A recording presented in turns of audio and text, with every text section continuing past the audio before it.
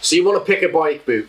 Well, pretty easy, hey? You just need to figure out what size your foot is, what colour you want, and whether it's going to go on or off-road. Well, as I've learned, there's actually a few more things to think about that can really make a difference. And like every lesson in life, it was best learned when things went wrong.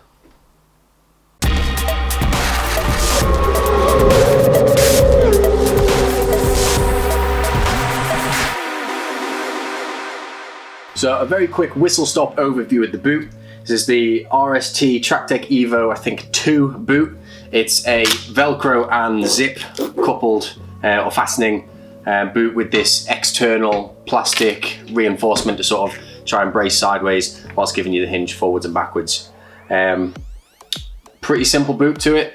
I think replaceable toe sliders on the front. That's yeah, not much else to it really. So the issues I've had with this sort of began as little niggles but developed on. And the first one, which happened quite quickly, I'd say maybe 6 months in, was specifically on this right foot boot. And whenever I was out and getting warm and sweaty, when I pulled my foot out, the sole inlay came with it, which was quite annoying because you then got to try and feed it back in. It was all damp and gross. And it'd usually crumple up and sort of stick under your toes. It was just a bit of a pain. I didn't want to go and put like any glue or anything in there, so it was just something dealt with and crack on. But hey, minor inconvenience at best really, not too bad. Now the second issue that developed was with this external bracing, and as you can see that sort of comes out a bit, and that's on either side. And you can kind of see there it's actually started to sit out further and further because it was getting pulled and often uncoupling from this little tab part. Now in the TrackTech Evo 3 boot, RST did update this. It looks like a different design, so I don't know whether it comes apart as easy or not. If you have those boots, please let me know. And if you've experienced this issue, because the issue I was having, which was a bit more than a niggle and became sort of a safety issue, was it would grab onto the heel plates on the bike, which happens, you know, sort of as you're just coming in ready to tip into a corner, and suddenly your foot's locked in place and you can't pull your heel off and move your body to where you want to be, which was scary nonetheless. Just as you're about to go through a corner and you're suddenly locked into the bike in a way you really don't want to be. Now whether they've updated that in the next generation boot, I don't know. If you have them, please let me know because I'd be interested on. But that was a big influencing factor for buying what's in the box. Now the last one, oh by the way, that's not just an individual issue. I spoke to a couple of riders on Ireland that have also had problems with there, which could have been an influence in RST changing it, or whether it was just a better design, I don't know. The next issue was again one that became a little bit of a niggle and then sort of just got more and more frequent, and I actually saw it, or evidence of it, on the start line at Grand Prix and TT, because riders were taping their boots shut. And what was happening was the zip was backing down and the Velcro was coming undone. And the zip never really made it too far. I was out, was it last week, week before? Fairly recently anyway, and the zip had just backed down sort of an inch or so, but as you got off, the Velcro was just flapping around. And if that boot's not coupled to your foot, it's not going to hold in, it's not going to do its job. It's the risk that if you do go down the road, it just disappears, and then what's it going to do? You know, we have full coverage for a reason.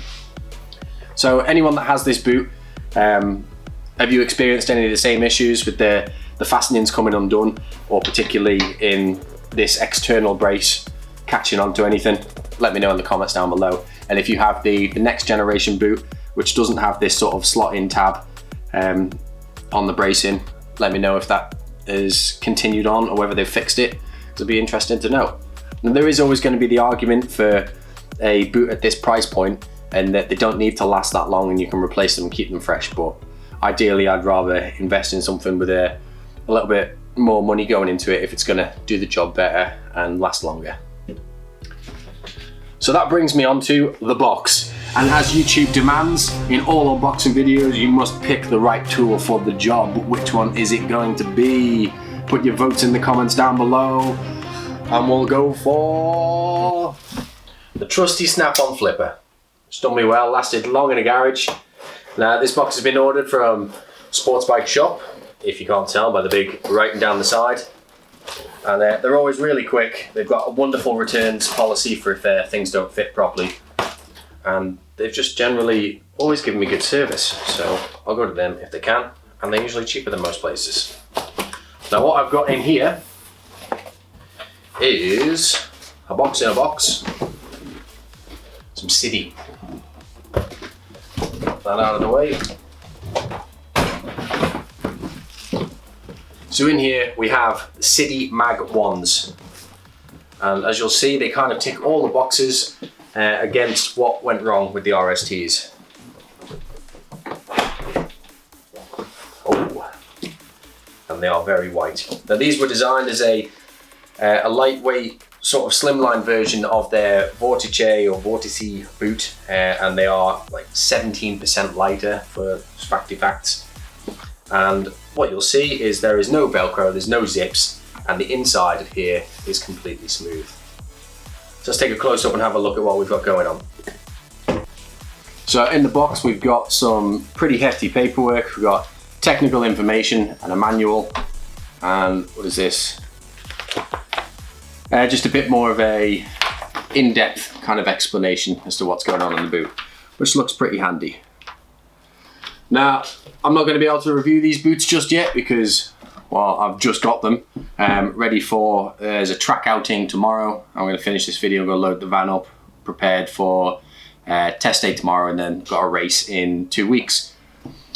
So pretty much what we saw as an external polymer brace on the RSTs is an internal carbon fiber brace. So in here there is still that firm rigid strut inside for trying to get the ankle sideways, but will still hinge. These are a coated stainless steel wire strapping system that will ratchet down, so you can sort of pull them in as tight as you want, giving you infinite adjustment across the calf, top of the foot, around the ankle, so they'll fit all kinds of weird shapes and sizes, and replacement parts as we need them. That's about it really. Just discovered the little toe vents. Nice. Ratchet systems are on a magnet, hence the name Mag-1. Yeah.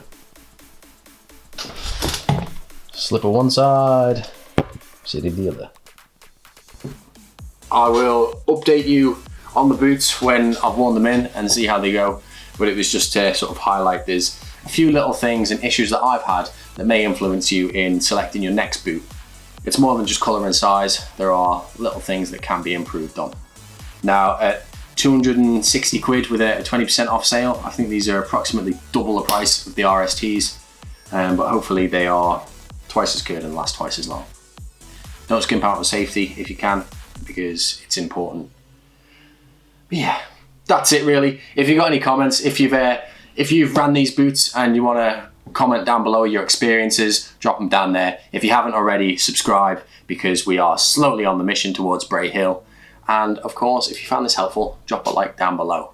I think I've timed this video perfectly. I hear a Kawasaki outside. I'm going to crack on with my day. I hope you have a great one as well.